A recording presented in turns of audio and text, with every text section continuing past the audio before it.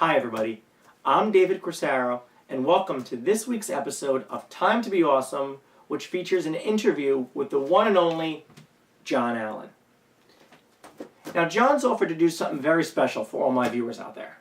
At some point during this interview, you are going to hear John talk about a couple different sports.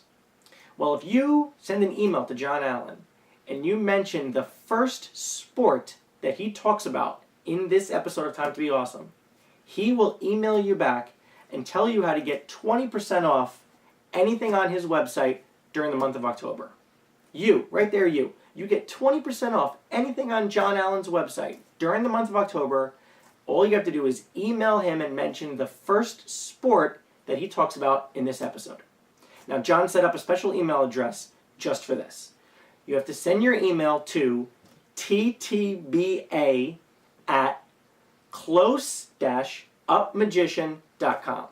That's TTBA, stands for Time to Be Awesome, ttba@close-upmagician.com. And we're going to show that to you right here so you can take a look at that. All you have to do, send John an email, include the name of the first sport that he mentions, and he'll tell you how to get 20% off his website. Can't beat that.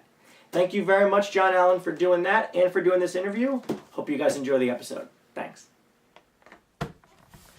Hey, everybody. I'm David Corsaro, and it's Time to Be Awesome. We are here today with John Allen from England, who has crossed over the ocean, and he's come to America. Sorry to interrupt. Have you got a cup of tea I can have? Cup of tea? Would you mind? Yeah. Thanks. Thank you.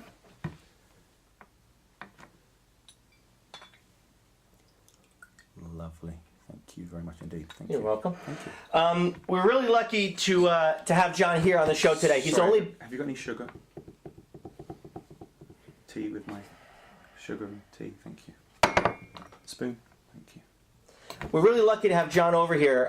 He's only been in America for about a week or so far, doing milk lectures. Please, milk. Very kind of you. Thank you very much indeed. A couple days ago, he lectured at Mark DeSouza's house, and last night he was up at Tannen's in New York City. And if you've ever seen John lecture before, he does really great worker...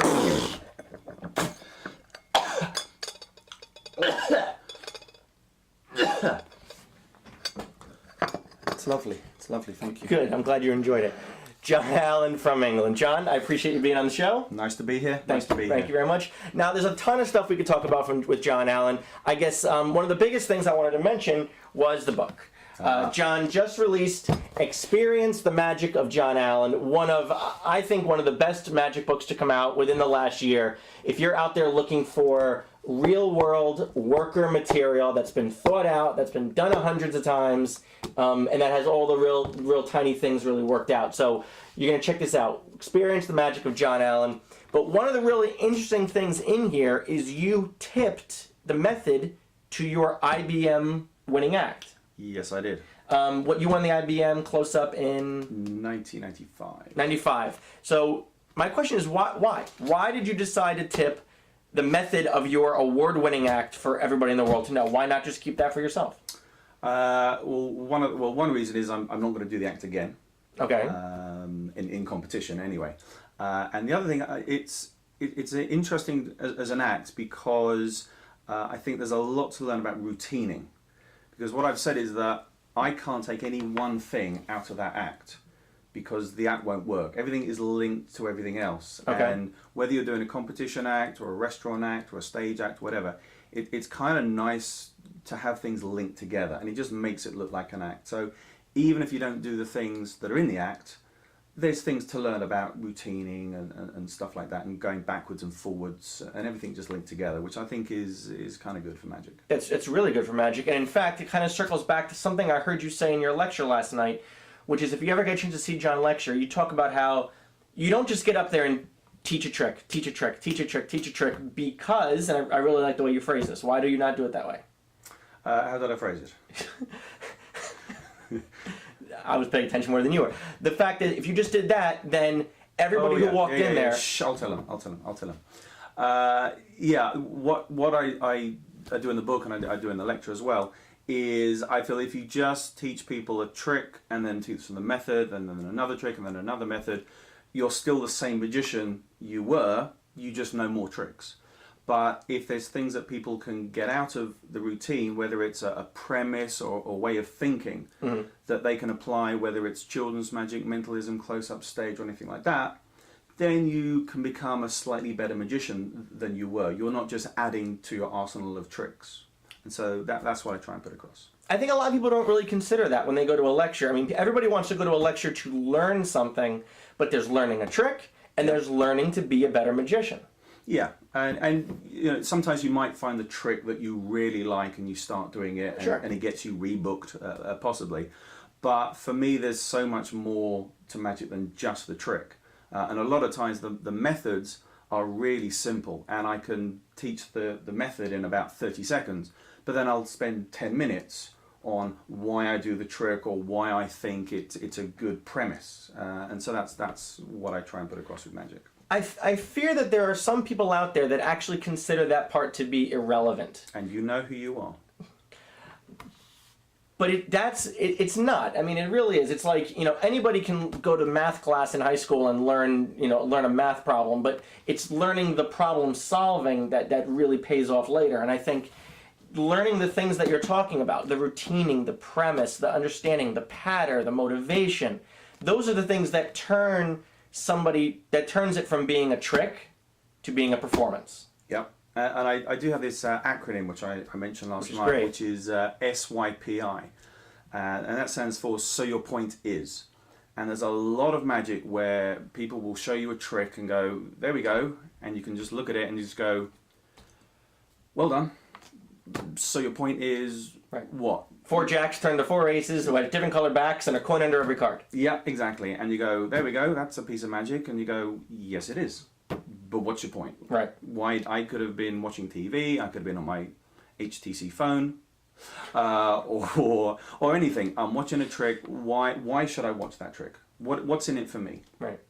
It's not like you have to go to the other extreme either. Every trick does not have to be that my grandfather showed me this in a room with lights and my grandmother's old rose bush.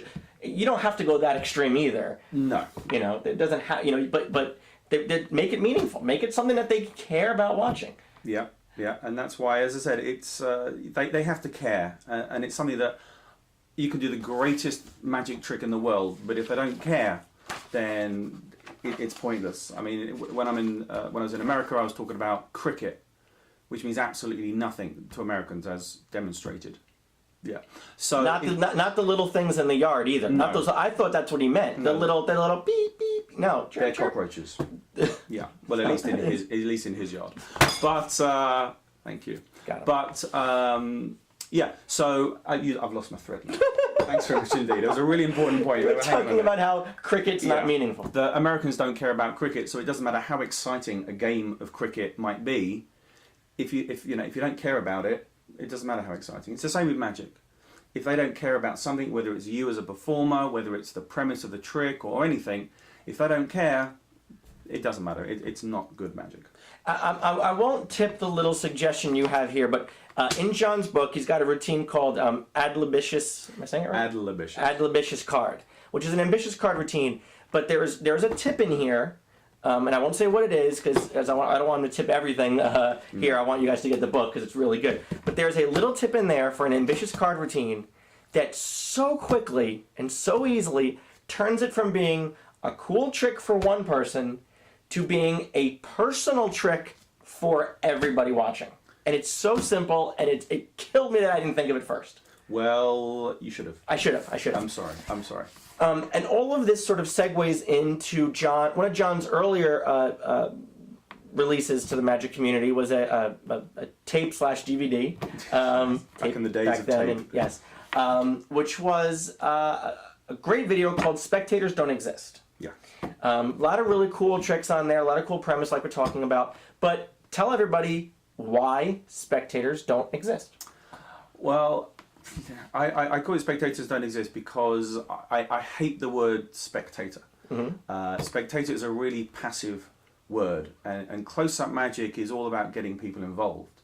So, you have spectators at sporting events where you go to a football match, which is different football over here.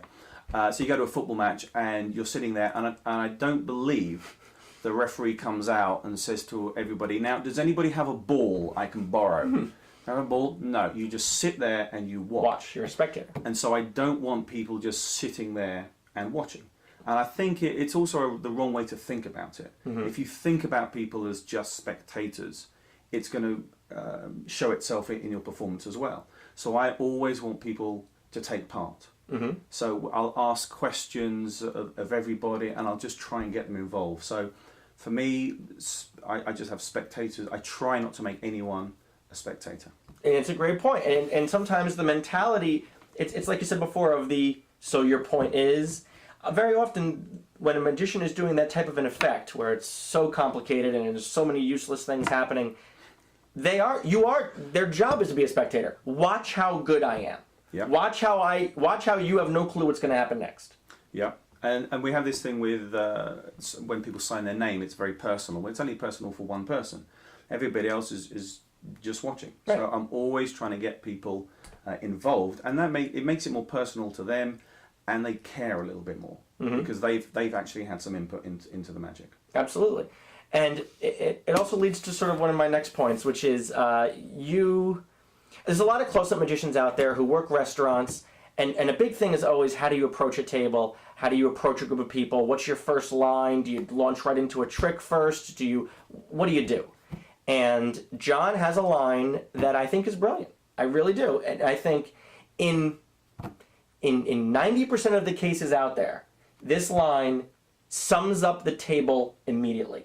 You know everything you need to know about the table of people. How much fun they're going to be, how excited they're going to be, who's going to be able to help you with effects, how long you're probably going to stay there. Are you going to stay for 2 tricks or 10 tricks or whatever? Or no tricks. Absolutely. And you're going to learn that in one sentence. Yes. So this one, for the people out there watching. Oh, you want me to tip I want you to tip this one. We're not going to tip the other stuff that's in the Experience the Magic of John Allen, because you do want to get this book, because I cannot recommend it enough. But what's the line? All right, I'll tip it. Here we go. Ready? Don't build it up. Minimize anything else you're watching right now. Minimize Hulu or whatever. Just get ready.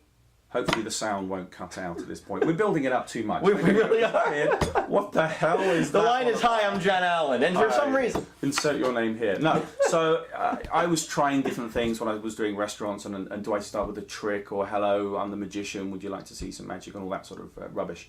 So, but I just came up with this line one day, and it just works. And the line is, we built it up too much. We really did. It's not worth telling it. The line is, are you a fun table?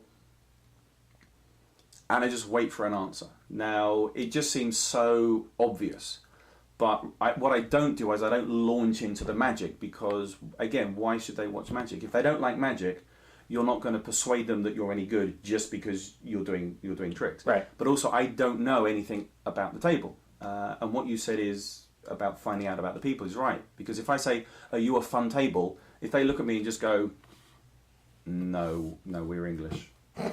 No. I know we're going to have some problems. If one person goes, yeah, I go, you're obviously at the wrong table. No one else is interested.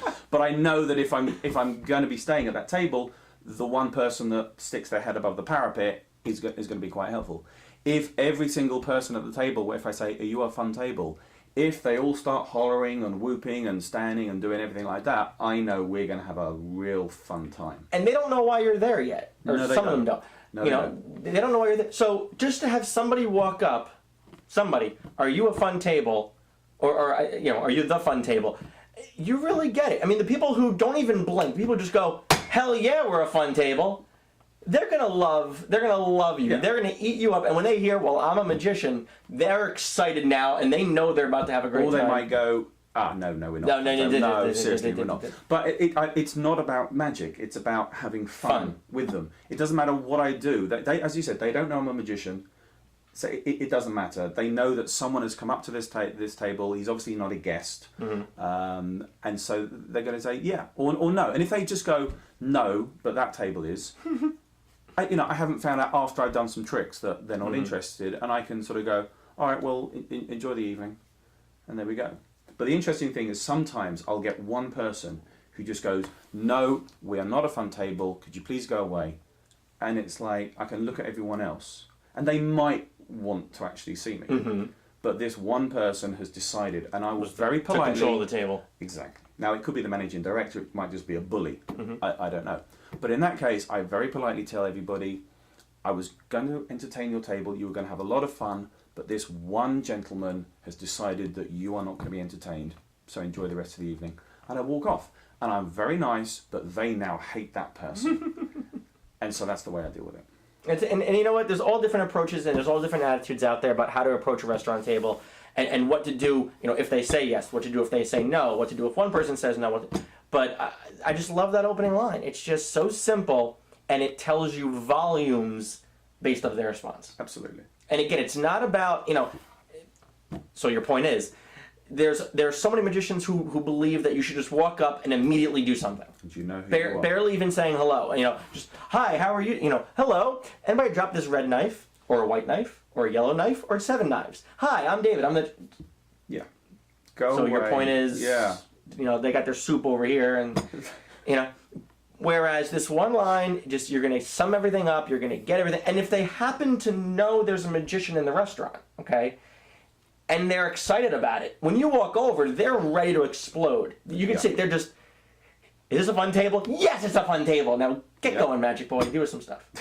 Get going, Magic Boy. Magic Boy. I mean, that's the line I use a lot. I have some other lines as well. Mm-hmm. I'll tip you afterwards when the camera's off. But that is pretty much the line I like to use, just because I like to see what their reactions are. Yeah, it's great. I don't know what's going to happen. I love that. I think and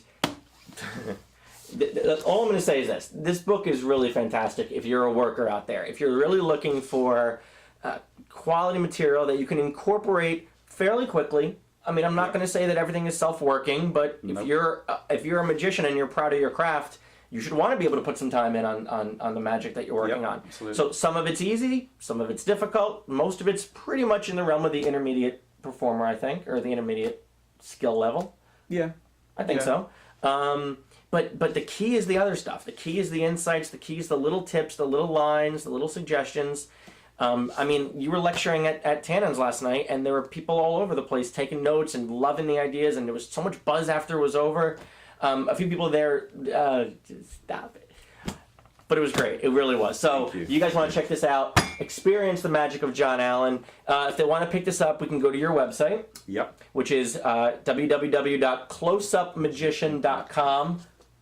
But there's a little hyphen between the close and the up. Yeah. So it's close-upmagician.com, and we're going to put it right up here on the screen, so you're going to be able to see what that is.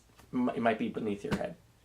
Or, I don't know, wherever I decide to put it later. So anywhere there. Anywhere makes sense. On the screen. Anywhere it makes sense. Was it really that bad? Yeah, if you ever do Time to Be Awesome, I highly recommend it. David's a great guy. He makes a lousy cup of tea, just so you know. If I knew what a crumpet was, I'd make that too, but I just don't. I'll show you what a crumpet is afterwards. All right, cool. So we're gonna take a pause for a second, and we're gonna show you John doing a little magic, so you can kind of see some of his repertoire, and then we'll come back in a second and we'll close everything out. Thanks, buddy. Thanks a lot. Corsaro is the biggest, what are you gonna do? Hi guys, how you doing? Hey. How you doing? I'm the magician here today. Seriously, no, just one trick. Just one trick. All right. Is that all right? One. Sure. It's all right. You probably hate magicians, but let me prove why you hate magicians. Okay. So, do you have any rubber bands on you at all? Rubber bands on you? No. I didn't think so. So, could you take off any rubber band you like? This one. Yeah, just one. That's one way to take it off. Okay. Yeah. The other way is you just take one and pull, it comes off. You obviously didn't know how to do that. No. Now this is my rubber band, so technically this one's yours. Okay. But what I do is bring them together, a little bit of friction, which I think we still have. Yes, we do. And you find they melt through just like this. Now you may have heard of David Copperfield. Do you know the other magician? Yeah, I think I've heard of him. Yeah, he once walked through the Great Wall of China many years ago. You may have seen that on television or live if you were there. Only walked through it widthwise, which was a bit of a letdown.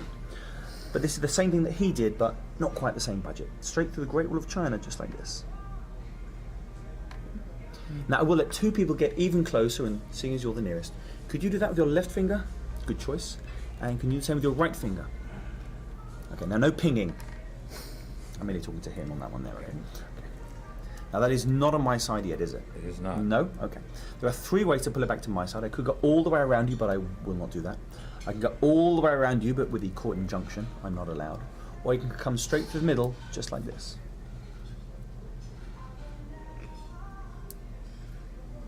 Now you can let go. You can let go. That was a ping. Okay. I'll give you this as a memorable souvenir, seeing as you don't have any rubber bands on you. Could you make a fist for me, please? Just make a fist with your right hand and point one finger. Good choice. Now I can restore this broken band around your finger or around your wrist. Which would you prefer? Finger. Wrist. Yeah, I want a Lamborghini Countach, but I'm not going to get that either, so we'll do it around the wrist. Okay. Now I could restore this. I could tie a knot in it, or I could restore it all the way around your wrist. Okay. Have a good afternoon. I didn't understand a word he Not a said. word.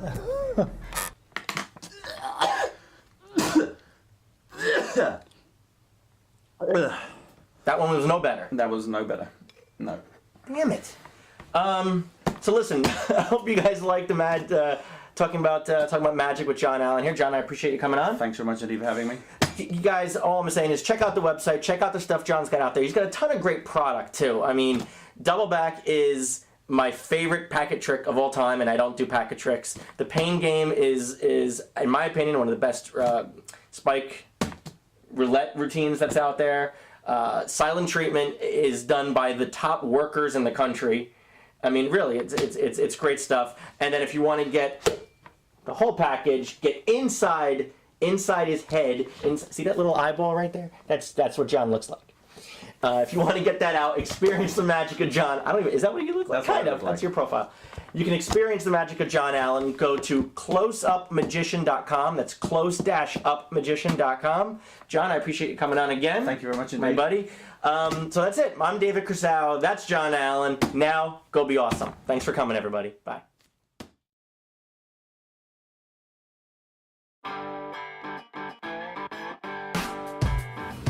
Welcome to the trailer for The Magic of David Corsaro. Now, as I see it, all trailers for Magic DVDs nowadays have to have 3 things in them. Your card, the King of Hearts. Get the out of here.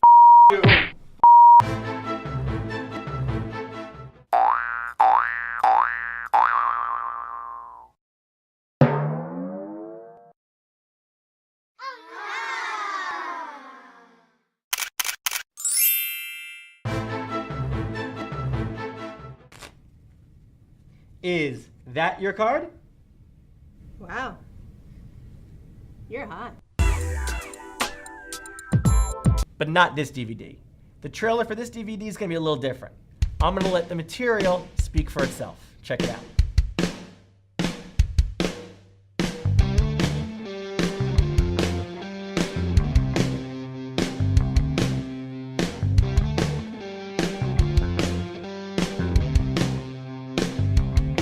And I remember the days when a family would stay at the lake. Miss Judy had a beauty that no man could ever mistake. Well, I made up my mind, I don't care what I gotta go through. I said I'm gonna... You know, every time I see David perform, I always think the same thing. That is a nice suit he's wearing.